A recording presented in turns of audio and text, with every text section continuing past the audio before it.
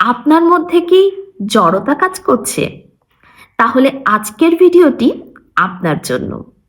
আজকের ভিডিওতে আমি জানাবো জড়তা কাটানোর ৫টি উপায়। তাহলে আসুন জেনে নেওয়া যাক জড়তা কাটানোর ৫টি উপায়। নাম্বার ১, আপনি যখন কোনো কাজ করবেন তখন অপমানিত হওয়ার ভয় একদম করবেন না। নাম্বার ২, আপনি যখন কারো সঙ্গে কথা বলবেন তখন অবশ্যই মাথা উঁচু করে কথা বলবেন।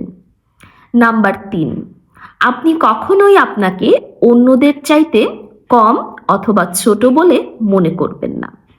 নাম্বার ৪, যে কোনো পরিস্থিতিতে অযথা আপনি আতঙ্কিত হবেন না।